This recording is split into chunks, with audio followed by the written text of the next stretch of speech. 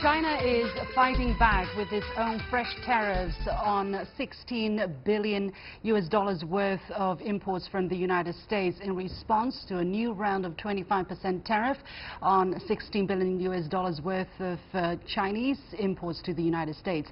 Now, the list includes fuel, steel products, autos and medical equipment. The levies took effect 1 minute after the US tariffs were imposed on Thursday. Meanwhile, mid-level officials from China are wrapping up trade negotiations with their US counterparts in Washington, ending the hiatus after an earlier round of negotiations collapsed in May. So how will the talks turn out amid this new round of tariffs, and where are trade relations between China and the United States heading next? With the US Trade Representative's office holding hearings of new tariffs on about $200 billion worth of imports from China, how much might the against voices affect Trump's final decision, if at all? Welcome to this special edition of The Point with me, Li Xin, coming to you live from Beijing. Joining us for the discussion from Washington, D.C. is Steve Lamar, Executive Vice President of the American Apparel and Footwear Association, who attended the hearings himself.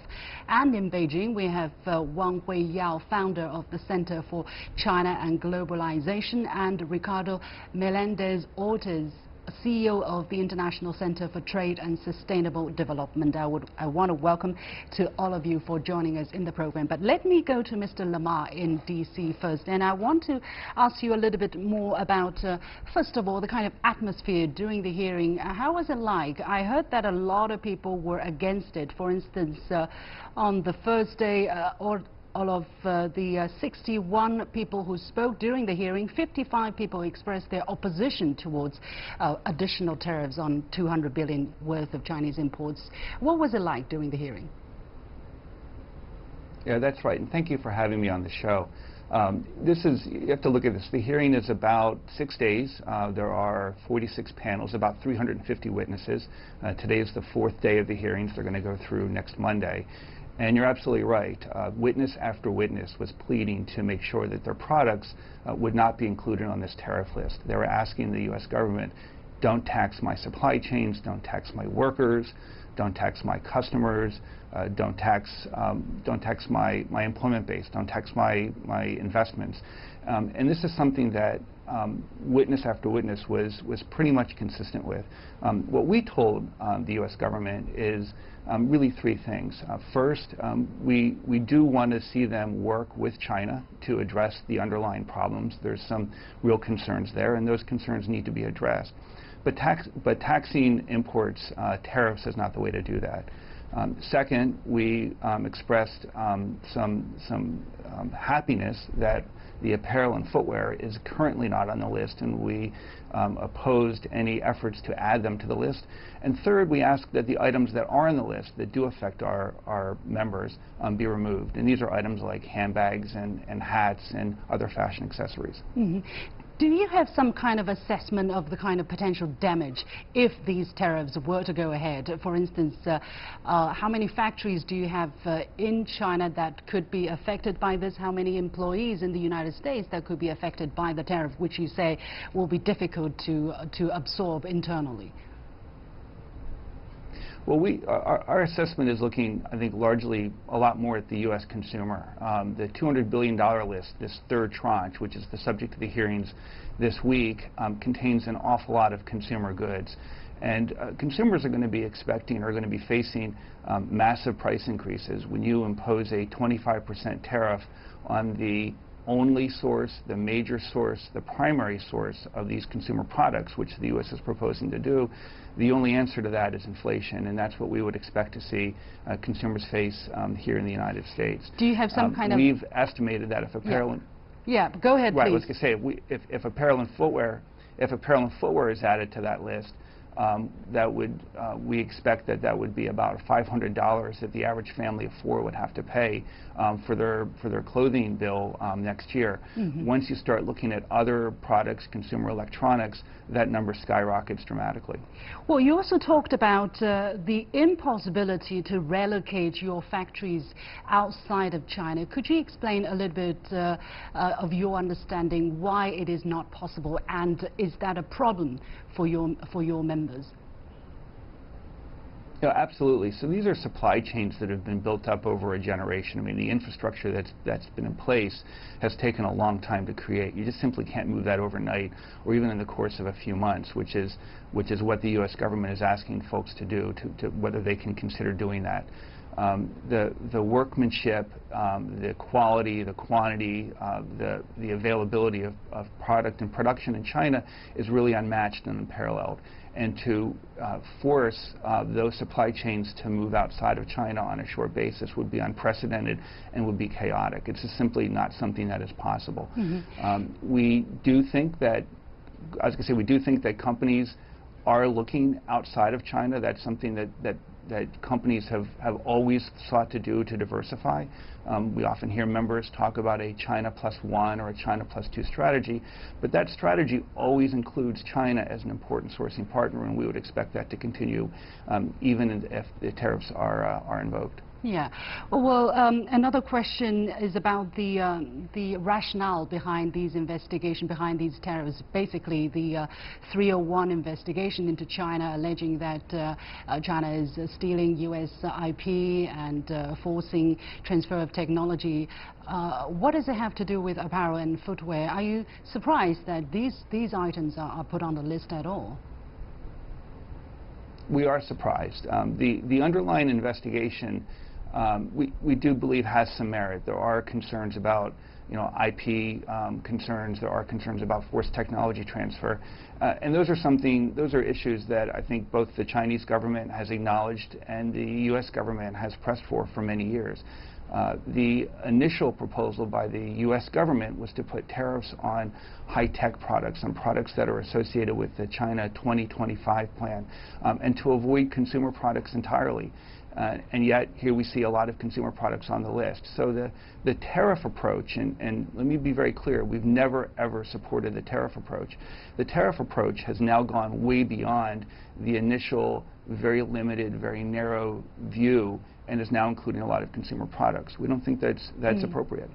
And it doesn't look very rosy down the line. I mean, $16 billion worth of goods are tariffed again, and China is retaliating with equal amount of goods, of products. So how are you feeling about the near future?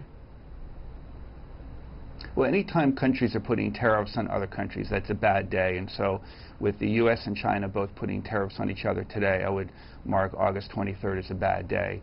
We are very nervous because the President has indicated that each retaliation by China will invite further retaliation by the United States. And of course, the Chinese government has also indicated that each retaliation by the United States will invite further retaliation by the Chinese. So we're worried by the United States. So we're worried about further bad days coming down the pike. And I will also emphasize, too, that when the Chinese government imposes tariffs, that's also hitting our supply chains. We have companies that are experiencing tariffs on inputs going into China and tariffs on finished products coming outside of China. And if this full round of tariff threats takes effect, that impact will be magnified greatly. Nobody wins in that scenario. Okay. Steve Lamar, the Executive Vice President of the American Apparel and Footwear Association, but please do stay with us. And let me turn to my two guests here in the studio, Mr. Wang Huiyao from Center for China and Globalization, and Ricardo from the International Center for Trade and Sustainable Development. So having heard what Steve was talking about, the feeling and the surprise, the worry they feel about the near future. Mr. Wang, what has brought us here so far? Why is this happening to these people who just want to, produce cheap goods and quality goods to satisfy the needs of consumers? And why are they caught in the middle? I think, unfortunately, this actually become, the business between China and the U.S. A lot of them get into this kind of political turmoil. Precisely, I think there are some differences, but I don't think this is the right approach to do this through escalating the tariff. And all the industry according between, as a matter of fact, we're now in a global value chain. And if you cut part of China out of the value chain, and that the whole cycle will be affected. So not only the U.S. and China, but also the rest of the world. And also I look at some of the recordings of the hearing. Actually, Steve was very right. You know, some company have spent generations. I mean, 4 decades now to put investment into China. It's not like you can move out even in 1 year or 2 years. Did they do the wrong thing in the first place? I mean, was it greed that drove them to China? Did they have a choice, you know, to not move to China? No, absolutely. You know, because of automation technology, because of the industrial upgradation. So China was have a great infrastructure, cheap labor, and value chain upstream, downstream out here, and also after all, it's the biggest market potentially in the world as well. So all those right elements, I think those CEO has made the right decision to put their manufacturing in China. It's not only serving China, it's also serve back in the United States and the rest of the world. I mean, like Apple, like GM, GE, and all many other, Walmart. I mean, biggest purchase of product in China. So it's really silly. I think it's really unwise. I mean, to really have this kind of a trade friction, even trade war now. I mean, that's it's totally intertwined and interconnected in the 21st century. It's unimaginable to have anything like that. Yeah. Ricardo, what was your biggest feeling when you were hearing the testimony of Steve just now? What caught you by surprise, or did it all fall in pretty much to what you were expecting, what could come out of these kind of tariff measures? Well, thank you. No, I think that you hit a very interesting point there, which is how difficult it is to really understand or even second guess what is the strategy of the U.S. On this, and I say it very openly.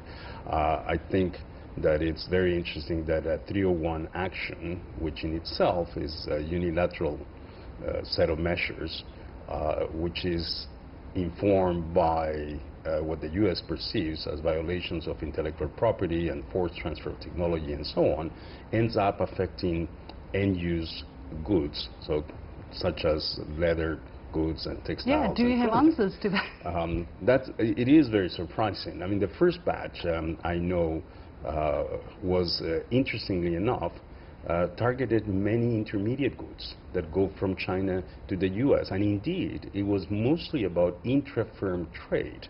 And most of that intra-firm trade affected actually American or non-Chinese companies that were producing intermediate goods and exporting them to the U.S. And so you would think that perhaps the strategy here had more to do with investment. So with this notion that maybe it is possible to reverse the investment patterns and bring the investors back to the U.S. to manufacture and generate jobs, manufacturing jobs back in the U.S. economy. However, that seems to be anachronistic. So I have to say I'm really very puzzled. Yeah.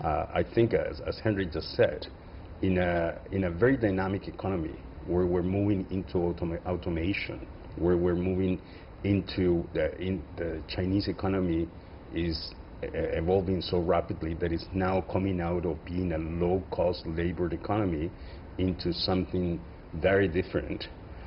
This kind of action, and particularly affecting those goods, is very surprising. Well, we're going to take a very short break, and when we come back, we're going to hear more about the rationale, if there is, behind U.S. President Donald Trump and his administration's decision to continue to use the unilateral measures to try to bring so-called trade deficit between China and the United States to an even level. Stay with us.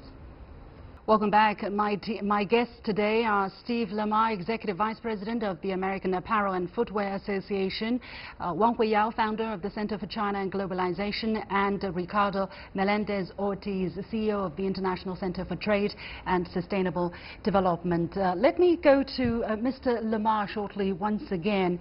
I really would like to find out your opinion about what do you perceive as the chances of apparel and footwear and accessories being taken off that list, because the track record so far, despite repeated overwhelming opposition from businesses, the first 2 rounds of tariffs went ahead. So what makes you believe that it's going to do some good to go there and attend these hearings and say what you wanted to say? Well, thank you for the question. The administration has been very clear that this is a process-based approach. They welcome input. They have extensively reached out to get our input and those of others in the business community, and they've really indicated that that they want as many individuals, as many companies to comment as possible. In fact, they've extended the comment periods a number of times to allow more stakeholders to comment. We were actually included, a number of our items were included in the first tranche, a lot of equipment. I think one of your guests had mentioned a lot of intermediate products were in that first tranche, and that affected our ability to make clothing in the United States. We argued against it, and we were very pleased to see a lot of those items were removed. Not all, but many of those items were removed. So that indicates that the administration is listening. The second tranche, they didn't really take very many products off. And now we're in the third tranche.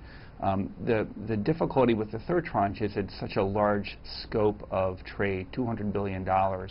And the President has also indicated, I think on a number of occasions, that he's prepared to impose tariffs on all products coming in from China. So that kind of casts a shadow over whether we're going to see very many products removed and whether we're going to see actually more products added in, either in this tranche or in future tranches. But nevertheless, it's our job to advocate and to get our products off, and we're going to continue doing that right up till the point where these tariffs, if they are imposed, are actually imposed. Well, let's not speculate on the future yet. I want to find out what you think of some of the things that President Trump has repeatedly said. For instance, he has repeatedly said this trade deficit between China and the United States is not fair to the United States, it's bad to the United States, and that China has been raping the United States because the Chinese have stolen jobs from the United States. What do you think of these claims? Well, we don't view the world through the lens of trade deficits. We view the world through the lens of trade partnerships and through global value chains. We have a very strong partnership with China. China is a growing consumer market for our member companies. It's a supplier for our member companies. We have members that have a lot of employment in China. We have members that have investment in China where they use Chinese facilities to sell to their customers around the world and even back in the United States. So we view China as a partner. Sometimes partners have disputes, and for example, we continue to work with our Chinese partners to improve intellectual property protection. That's something that's very important for us. We have a lot of member brands. They want to protect their brands. But again, tariffs is not the way to do that. Trade war is not the way to do that. Okay, let me go to Mr. Wang Huiyao here in the studio. Again, this is also China's position, right? Tariff is not the way to do it. Basically, what China has been saying all along is, if we have a problem, let's sit down and talk. But why is China countering the tariffs with tariffs? Well, I think that because China was not proactive, but responsive. But if that happened, China was actually also very reserved. I mean, we're not really in full scale of launching Chinese tariff. But I think to some degree we have to, because it's unreasonable. It's not. You cannot really let that happen. So I think that it's also to testify, to show that this is can't be just one-sided. It has to be.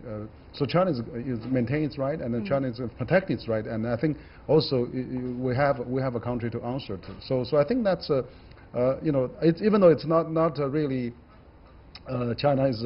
It's not really to the benefit of because we're getting hurt as well, like these businesses who have a voice. But there are a lot of Chinese businesses. But when you have aggression like that, I mean, people just have to respond. So I think it's right. Yeah. At the same time, China is also resorting, and more so, to the World Trade Organization. It is estimated by a Spanish newspaper that over the past years, normally annually there will be 15 cases filed to the WTO, but since the beginning of this year, there has already been 30 cases, and we all understand why, because the United States has been launching this or that investigation against many different economies. And just in the month of August, we've had already twice the amount of cases filed at the WTO year on year. So, Ricardo, what kind of stress does that put onto the World Trade Organization, which is already under a lot of debate about, that it's lost relevance, that it's not doing its job, it cannot do its job, and so on and so forth? Well, I think the dispute settlement system of the WTO, as you said, is under stress not only because it has now been receiving more and more cases, and it's not just the U.S., it's also China, it's also India, it's also other countries, including third countries that see themselves affected by, for instance, the Section 232 actions of the U.S. on steel and aluminum. But it's also under stress because there has been an impasse politically to renew the terms of the members of the appellate body, which is the highest court of the WTO. So why are countries continue to trust, to rely on the system when for the near future we probably won't have a judge working on the panel? Well, that is possible, and so that's where my answer was going towards, which is that these kind of disputes should be dealt with through negotiations, and they should be dealt with through multilateral talks. If the complaint is about rules that do not cover practices of China, for instance, or rules that are insufficient, what we need is to upgrade those rules.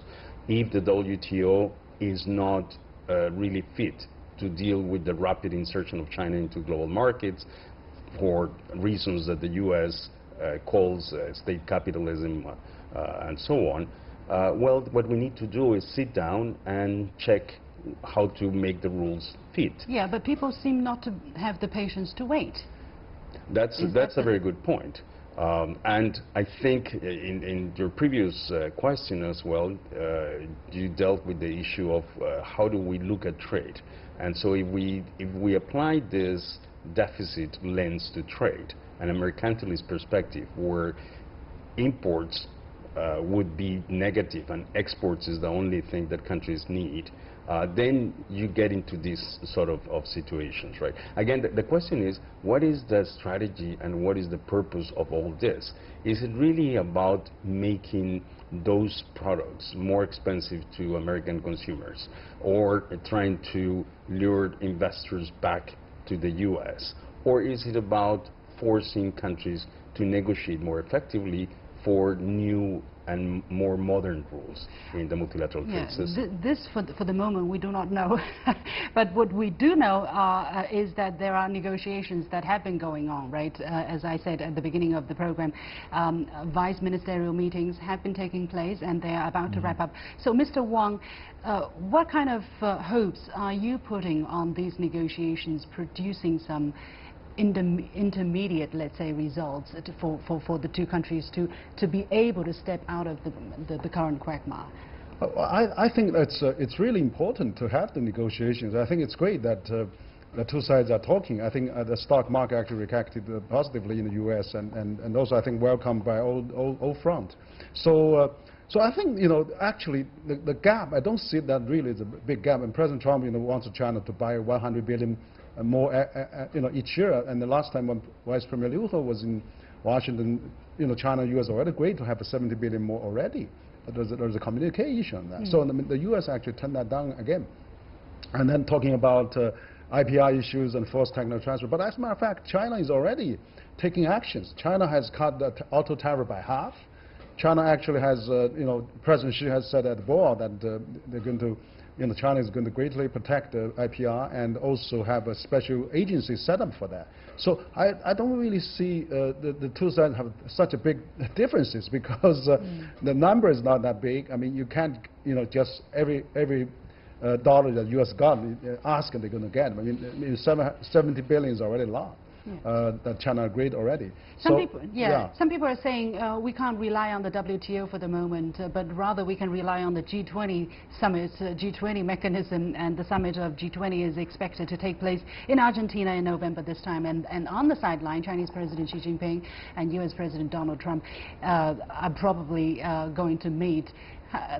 Do you think that's going to make a major difference, or? Well, let's hope more optimistically, because, for example, now I think they had a talk, but also we'll probably have more talks. But I think, by November, also the hearing is also lasting until October. We can see the opposition so strongly from the industry. I mean, in the U.S. and also Chinese businessmen doesn't want to get involved in the trade war either. So I see a positive. I think also This is also political, intended as well. I mean, midterm elections coming up. So I think that if both leaders meet and also that already enough negotiation going on, I would probably hope that we can get some kind of resolution to that, solve at least part of the issue, so that we don't have to drag on this tariff to a long time. Yeah. Because also it's really dangerous to both sides. Nobody can afford for that. Sure. Mr. Lamar, let me go to you for one final question, if I may. It's a very hypothetical question. If you could look back, go back 20 years in time, and if you could do one thing differently, and maybe not go to China and invest, would you have done it? No, I think our members would have been going to China. I mean, at the end of the day, our members, they go to the places where they can make the best quality product, the best, the right quantity of product. They can deliver the product at the right time to the consumer at the right price.